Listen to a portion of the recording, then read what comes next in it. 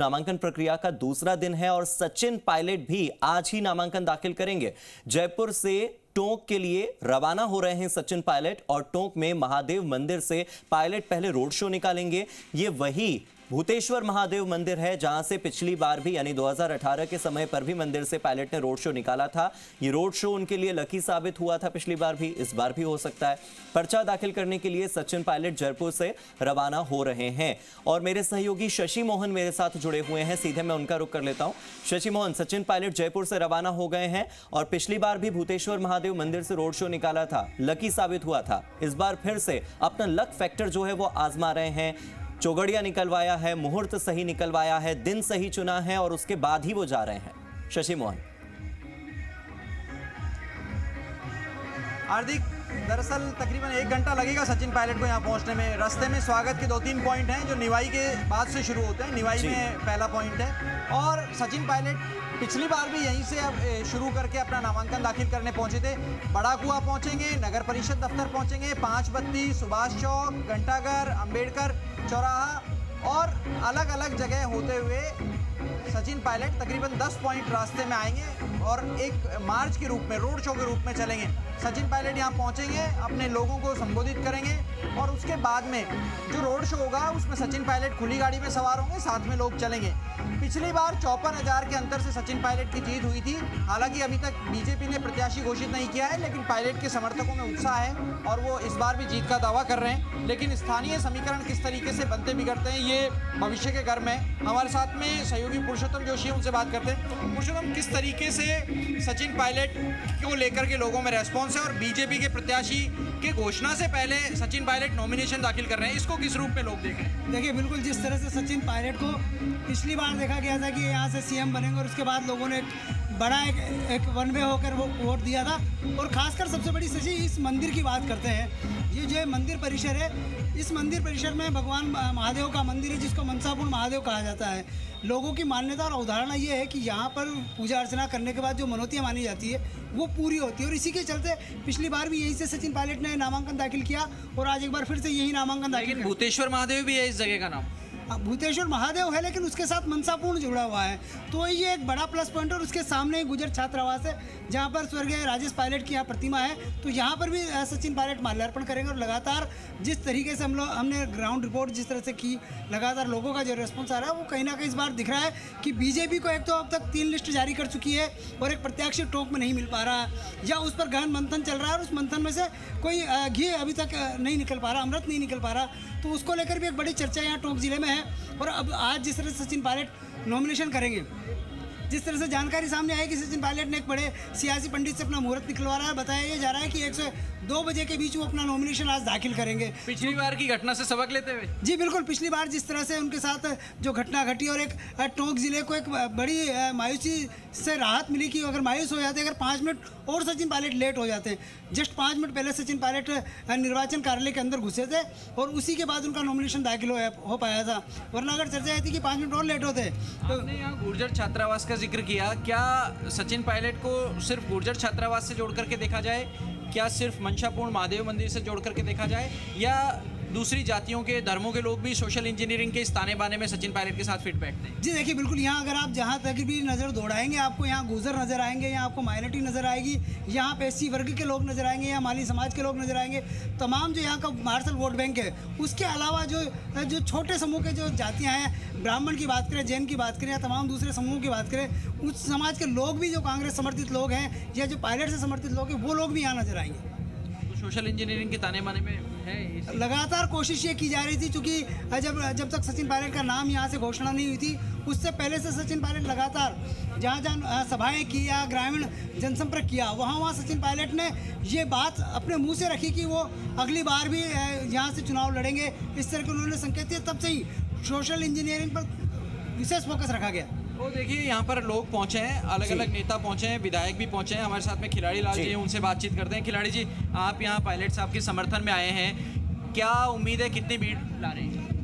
नहीं, लोगों में अच्छा उत्साह है और पायलट साहब के प्रति वैसे भी क्या नाम है, जो लोगों में और यूथ में, किसान में सब में उमंग है, अच्छे लोग यहाँ समर्थन में आएंगे और पायलट साहब। लेकिन खिलाड़ी जी, अभी आपकी जो सीट है बसेड़ी, वहाँ से टिकट डिक्लेयर नहीं हुआ है, क्या पेच फंस रहा है आपको? क्या कोई आश्वासन मिल रहा है पार्टी नेतृत्व की तरफ? नहीं, अभी तो 105 टिकट फाइनल नहीं हुए हैं।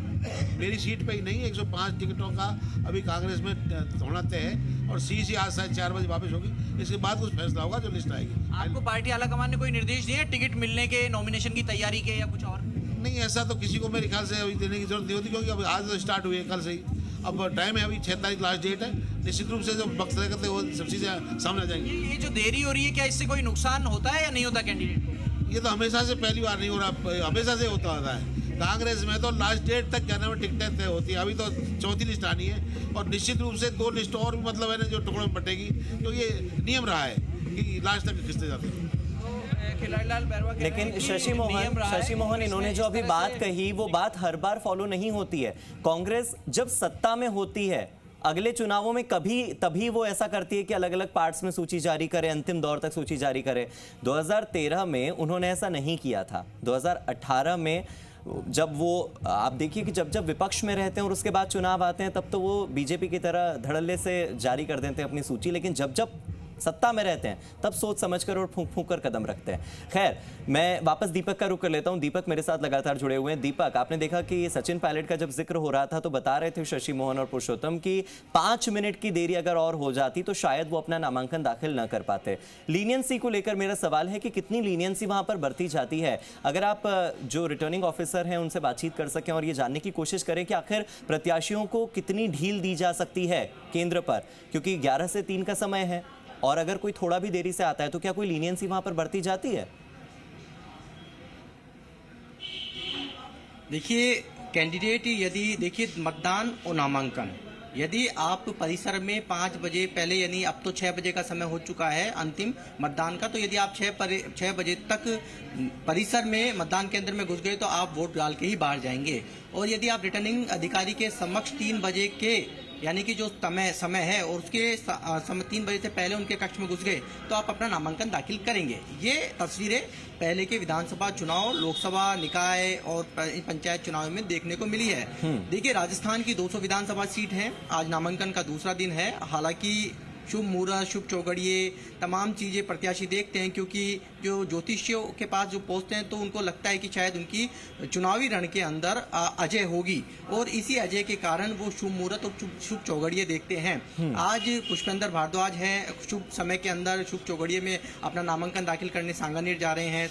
टोंक से मेरे सहयोगी जैसे बता रहे हैं कि सचिन पायलट नामांकन कर रहे हैं, कल दिया कुमारी करेगी, उसके बाद में अर्चना शर्मा भी 2 तारीख को करेगी, 3 तारीख को अमीन कागी है 2:22 पर करेंगे। तो आप देखिए कि कहीं ना कहीं शुभ मुहूर्त और शुभ चौगड़िए इन प्रत्याशियों के लिए बहुत महत्व रखते हैं, क्योंकि हर कोई कैंडिडेट चाहता है कि जब वो शुभ चौगड़िए और शुभ मुहूर्त में नामांकन दाखिल करेगा तो इस रण के अंदर उसकी अजय होगी। देखिए, मालवीय नगर विधानसभा सीट है और मालवीय नगर से कांग्रेस तो अपना कैंडिडेट डिक्लेयर कर चुकी है और बीजेपी भी अपना कैंडिडेट है वो डिक्लेयर कर चुकी है। और अब इंतजार है कैंडिडेट्स का। हम रिटर्निंग अधिकारी है रामानंद शर्मा जी, उनसे भी हम जानेंगे। रामन सर, कि आप तो चुनाव पहले भी करा चुके हैं, सवाल यह है कि कितनी ढील दी जा सकती है यदि कैंडिडेट 3 बजे तक आता है? क्या कहना है?